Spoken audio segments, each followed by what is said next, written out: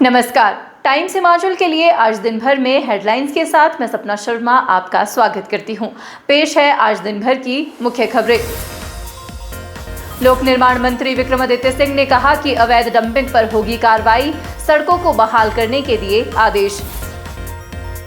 सांसद सिकंदर ने कहा जीएसटी में कटौती का सीधा लाभ उपभोक्ताओं को मिलेगा। राज्य स्तरीय बैंकर समिति की शिमला में बैठक, मुख्य सचिव प्रबोध सक्सेना ने कहा आपदा प्रभावित ऋणधारकों को देंगे राहत।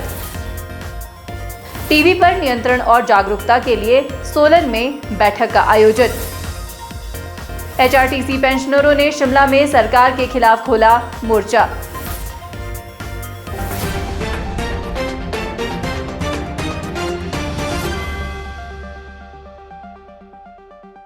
अब खबरें विस्तार से।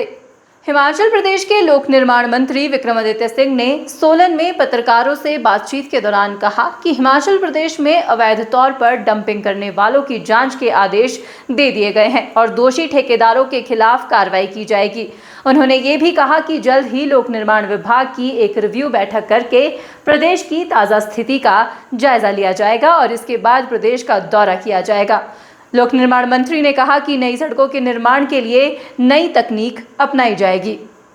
विक्रमादित्य सिंह ने कहा कि वे सकारात्मक राजनीति में विश्वास रखते हैं। उन्होंने कहा कि आपदा के दौरान प्रदेश में भारी नुकसान हुआ है और उसके लिए वो मजबूती से व्यवस्थाओं को बहाल करने के लिए कार्य कर रहे हैं। उन्होंने कहा कि आपदा के लिए केंद्र से लोक निर्माण विभाग को 1500 करोड़ रुपए मिले हैं और उन्होंने इस पैसे से मिलने के साथ ही पूरे प्रदेश में लोक निर्माण विभाग के अधिकारियों को निर्देश जारी कर दिए हैं कि जल्द से जल्द सभी सड़कों को बहाल किया जाए और उनके टेंडर लगा दिए जाएं। समझता हूँ कुदरत का प्रकोप है कि इस तरीके का नुकसान पूरे प्रदेश के अंदर हो रहा है, मगर हम पूरी मजबूती से रेस्टोरेशन का काम पूरे प्रदेश में हमने लगाया है। अभी हमें पीडीएनए में पोस्ट डिज़ास्टर नीड असेसमेंट के तहत 1500 करोड़ रुपए का सहयोग मेरे विभाग को मिला है और हमने इमीडिएटली मैंने डिपार्टमेंट के पूरे प्रदेश में अधिकारियों को निर्देश दिए हैं कि जल्द से जल्द इसमें टेंडर्स कॉल होने चाहिए और ख़ास रूप से जो छोटी सड़कें हैं जहाँ पे कोई डंगे लगने हैं, कलवर्ट्स लगनी हैं और जहाँ पे कोई रोड्स बंद हो गई हैं हैवी ट्रैफिक के लिए, उनको इमीडिएटली खोला जाए, ये हमारी प्राथमिकता है। नगर एवं ग्राम नियोजन, आवास, तकनीकी शिक्षा, व्यावसायिक और औद्योगिक प्रशिक्षण मंत्री राजेश धर्माणी ने कहा कि घुमारवीं विधानसभा क्षेत्र के अंतर्गत करियालग में लगभग 64 करोड़ रुपए की लागत से 132 केवी विद्युत सबस्टेशन स्थापित किया जाएगा। ये जानकारी राजेश धर्माणी ने घुमारवीं विधानसभा क्षेत्र की ग्राम पंचायत घुमारवीं के टकरेड़ा में जन समस्याएं सुनने के दौरान दी। राजेश धर्माणी ने कहा कि घुमारवीं विधानसभा क्षेत्र में बिजली की कम वोल्टेज की समस्या के स्थायी समाधान के लिए 33 केवी के 2 विद्युत उपकेंद्र स्थापित किए जा रहे हैं, जिनकी टेंडर प्रक्रिया को पूर्ण कर लिया गया है। राजेश धर्माणी ने कहा कि कांगू कंदरौर 33 केवी लाइन के रिकंडक्टेड कार्य पर लगभग 5 करोड़ रुपए और 132 केवी सबस्टेशन से नई 33 केवी कोटला झंडुता बरठी नई लाइन पर लगभग 7 करोड़ रुपए व्यय किए जाएंगे। स्टेशन हमारे यहाँ पे 3 सैंक्शन है, उस पे 2 के टेंडर हो गए हैं। जब ये बन जाएंगे, कुछ ट्रांसफार्मर हमारे स्वीकृत हैं जगह जगह पे, तो अपग्रेडेशन का जो सिस्टम है, ऑगमेंटेशन और अपग्रेडेशन का, उस पर काम कर रहे हैं। तो इसके होने से जो है इस इलाके में भी जो है ये समस्या दूर होगी। वैसे ही पीने के पानी की समस्या है और नई स्कीमें बन रही हैं जो लगभग 90% जो है इनका काम हो चुका है। जैसे कंप्लीट होंगी तो वैसे इसका भी लाभ जो है जनता को मिलेगा। हमारी बेस्ट डायमंड रिंग डिजाइन्स। लड़की देखने गए थे तो पहली बार में पसंद कर ली थी। और दिखाइए। इनकी तरह गारंटी के साथ आती तो हाँ कर लेता। Happy anniversary. सबसे अनमोल मुस्कान खिलती है सिर्फ हीरो से। सजाइए अपने खास पल, वर्मा ज्वेलर्स। राज्यसभा सांसद डॉक्टर सिकंदर कुमार ने घुमारवीं में व्यापारियों से संवाद करते हुए कहा कि जीएसटी दरों में कटौती का सीधा लाभ घुमारवीं समेत पूरे देश के व्यापारियों और उपभोक्ताओं को मिलेगा। उन्होंने कहा कि जीएसटी सुधार भारत की कर प्रणाली में एक ऐतिहासिक कदम है, जिसका उद्देश्य व्यवस्था को आर्थिक, पारदर्शी, डिजिटल और सरल बनाना है। सांसद डॉक्टर सिकंदर कुमार ने स्पष्ट किया कि नई व्यवस्था से टैक्स प्रक्रिया सरल होगी और व्यापारियों को कर अनुपालन में सुविधा मिलेगी। उन्होंने कहा कि प्रधानमंत्री नरेंद्र मोदी के नेतृत्व में केंद्र सरकार ने हमेशा आम जनता, छोटे उद्योगों और व्यापारी वर्ग को राहत देने की दिशा में ठोस निर्णय लिए हैं।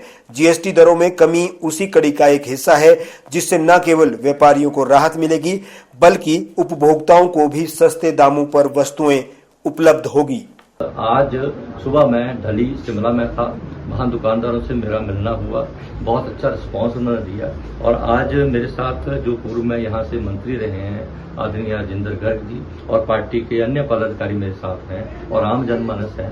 हम दुकानों में व्यापारियों से मिल रहे हैं, व्यापारियों का बहुत अच्छा रिस्पांस है कि बहुत अच्छी राहत जो है, बहुत बड़ी राहत जो है केंद्र सरकार ने जो है वो आम जन को दी है।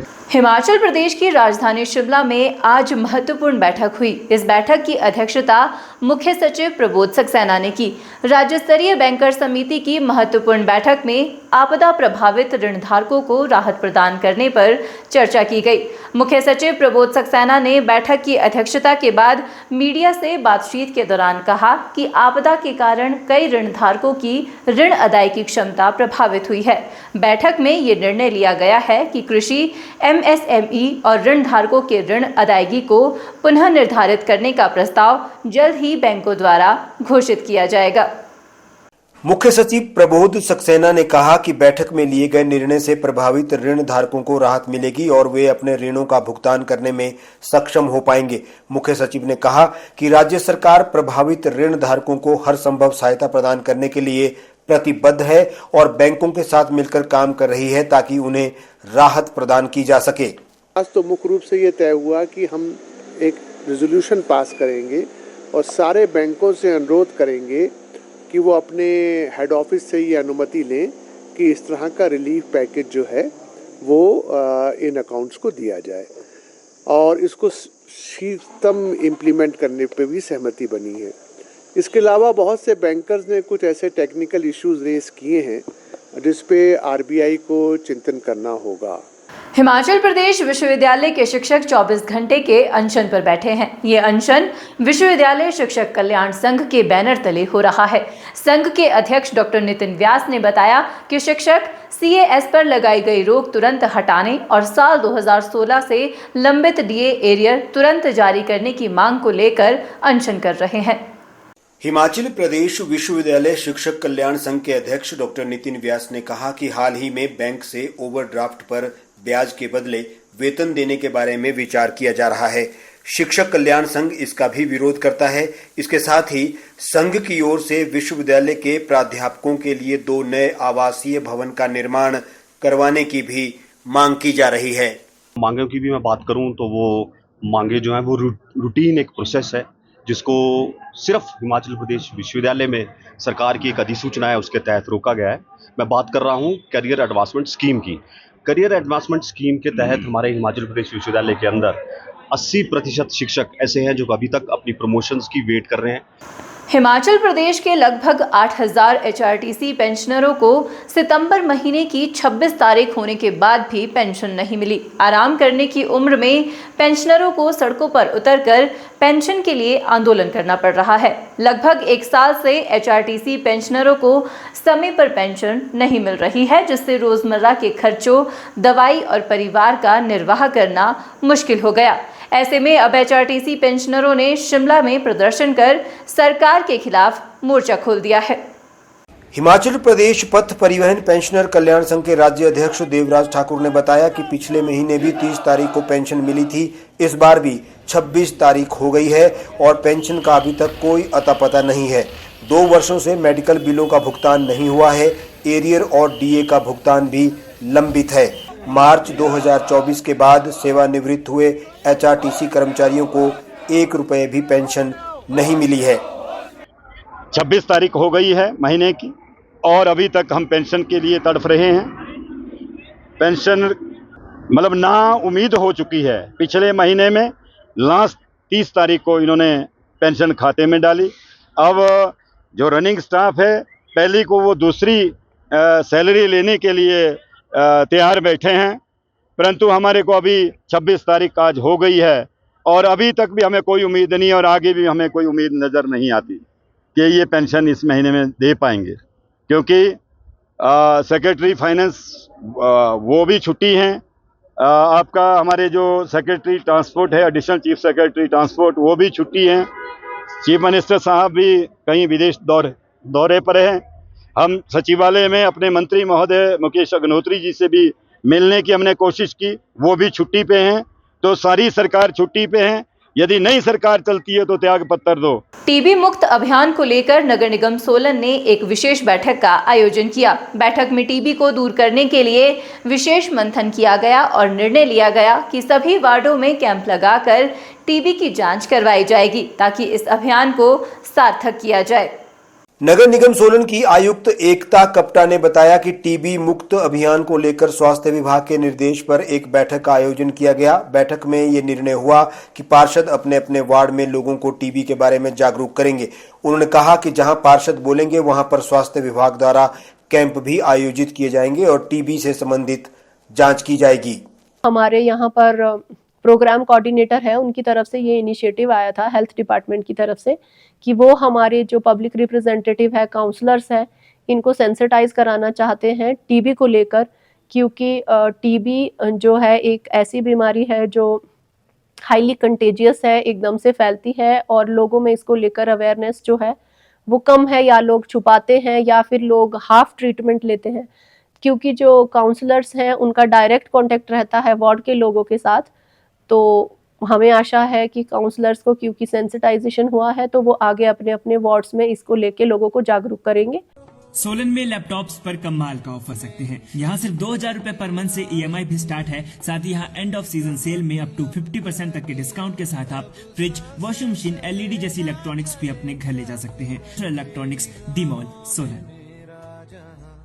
हिमाचल प्रदेश के कुल्लू जिला की खराहल घाटी में बन रहे बिजली महादेव रोपवे मामले में अब NGT ने भी संज्ञान लिया है। बिजली महादेव रोपवे मामले में NGT ने हिमाचल सरकार, केंद्रीय पर्यावरण, वन एवं जलवायु परिवर्तन मंत्रालय, national highway logistic management limited, केंद्रीय प्रदूषण बोर्ड, वन विभाग, राज्य प्रदूषण नियंत्रण बोर्ड और उपायुक्त कुल्लू को भी नोटिस जारी किया है। ऐसे में बिजली महादेव रोपवे विरोध समिति ने भी प्रशासन से मांग की है कि जब तक इस मामले में NGT संज्ञान ले रही है तब तक रोपवे का निर्माण कार्य बंद किया जाना चाहिए। वहीं बिजली महादेव रोपवे विरोध समिति के सदस्यों ने ढालपुर में ADM के साथ भी मुलाकात की और उन्हें एक ज्ञापन भी सौंपा है। बिजली महादेव रोपवे विरोध समिति के अध्यक्ष सुरेश कुमार ने बताया कि रोपवे के विरोध में पहले भी कई धरने प्रदर्शन किए गए हैं। ऐसे में सरकार को भी चाहिए कि वो जनता की भावनाओं को समझे और रोपवे निर्माण कार्य को रद्द करें। रोपवे के बारे में जो NGT ने संज्ञान लिया, जिसमें केंद्र सरकार, प्रदेश सरकार और विभिन्न मंत्रालयों को उन्होंने नोटिस जारी, हमने इनको स्पष्ट रूप से कहा, जब कोर्ट ने संज्ञान ले लिया है तो आप जो ये काम पिरडी में रोपवे बनाने वाली कंपनी कर रही है उसको तुरंत प्रभाव से रोकें, क्योंकि लोगों में बहुत ज्यादा गुस्सा है। सेवा पखवाड़ा के तहत सोलन नगर निगम के सभी वार्डों में स्वच्छता ही सेवा 2025 कार्यक्रम का आयोजन किया गया। कार्यक्रम के दौरान सोलन नगर निगम की मेयर, कमिश्नर, पार्षदों सहित सामाजिक संस्थाओं ने मिलकर सभी वार्डों में सफाई अभियान चलाया। इसमें स्थानीय लोगों ने भी अपनी भागीदारी सुनिश्चित की। नगर निगम की मेयर उषा शर्मा ने कहा कि सेवा पखवाड़े के तहत नगर निगम द्वारा एक विशेष प्रतियोगिता का आयोजन किया जा रहा है, जिसमें गीले कूड़े और सूखे कूड़े को अलग अलग देते हुए 1 मिनट का वीडियो बनाकर नगर निगम की साइट पर अपलोड करना है। सबसे अच्छे 20 वीडियोज को 1000 रुपए इनाम जीतने का मौका मिलेगा।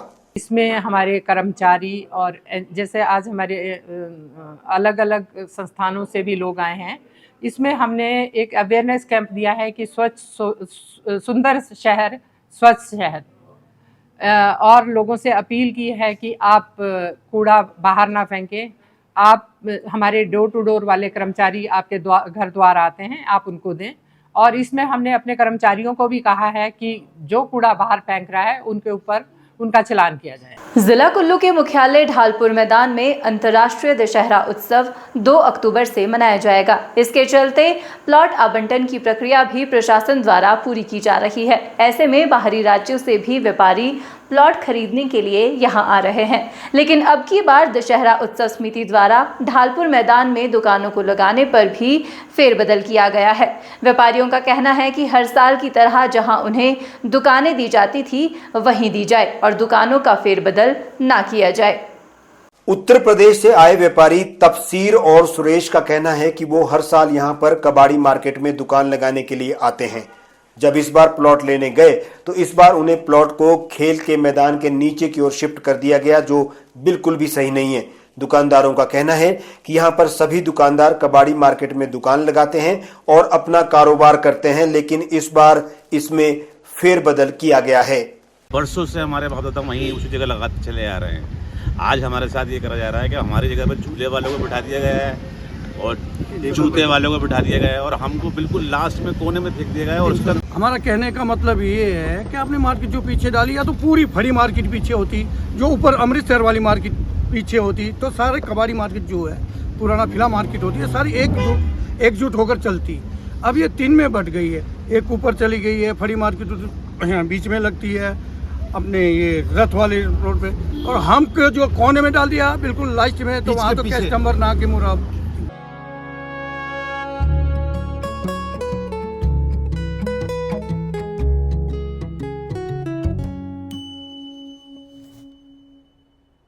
तो इसे पैक कर दूं या फिर से प्रपोज कर दूं? Ma'am, happy anniversary baby ji. Happy anniversary. सबसे अनमोल मुस्कान खिलती है सिर्फ हीरो से। सजाइए अपने खास पल, वर्मा ज्वेलर्स। जिला बिलासपुर की नौणी पंचायत में 4 लेन सड़क निर्माण कार्य स्थानीय लोगों के लिए परेशानी का सबब बन गया है। नौणी चौक का हाल ये है कि चारों तरफ धूल का गुबार छाया है और सड़क पर जगह जगह खड्डों ने लोगों की मुश्किलें और बढ़ा दी है। कंपनी की ओर से खड्डों में मिट्टी डालकर अस्थायी समाधान किया जा रहा है, लेकिन इससे हालात संभलने की बजाय और बिगड़ते जा रहे हैं। धूल भरी स्थिति के कारण स्थानीय दुकानदारों का कारोबार भी प्रभावित हो रहा है। स्थानीय लोगों का कहना है कि सड़क निर्माण का कार्य पिछले काफी समय से अधूरा पड़ा है। कंपनी की लापरवाही के चलते नौणी चौक पर कभी भी कोई भी बड़ा हादसा हो सकता है। लोगों का कहना है कि प्रशासन और विभाग के अधिकारी केवल कागजों में काम पूरा दिखा रहे हैं, जबकि जमीनी स्तर पर हालात दिन ब दिन खराब होते जा रहे हैं। लोगों ने चेतावनी दी है कि यदि जल्द ही समस्या का स्थायी समाधान नहीं निकाला गया तो वे आंदोलन का सहारा लेने को मजबूर होंगे। तो जैसे कि यहाँ पे 4 लेन कंपनी का काम चला हुआ है, गावर्ड प्राइवेट लिमिटेड करके एक कंपनी है। तो अभी 2-3 दिन पहले उन्होंने क्या करा कि मिट्टी यहाँ पे खड्डे डले हुए थे पूरे रोड पे ना, बारिश के कारण ख़राब हो गया था रोड। तो 4 लेन कंपनी के द्वारा क्या किया गया कि मिट्टी का डंपर भर के लाए और यहाँ पे डंपर मिट्टी के डाल के उसको बिछा करके चले गए। अब उस मिट्टी के कारण हमारे पूरे पड़ंगल गाँव में, पूरे नौणी चौक पे इतनी यहाँ पे VIP मूवमेंट है। एम्स के लिए कोई भी जाता है, कोई मरीज आता है, कोई जो बस से सफ़र करता है वो यहीं उतरता है नौणी चौक में। तो यहाँ पे चारों तरफ धूल मिट्टी, सांस, लोगों का सांस लेना मतलब मुश्किल हो गया है। आज दिन भर के लिए बस इतना ही। ताज़ा अपडेट के लिए बने रहिए हमारे साथ, देखते रहिए टाइम्स हिमाचल, क्योंकि हम हैं सच की राह पर सबसे आगे। फेसबुक के साथ साथ अब हम इंस्टाग्राम और यूट्यूब पर भी उपलब्ध है।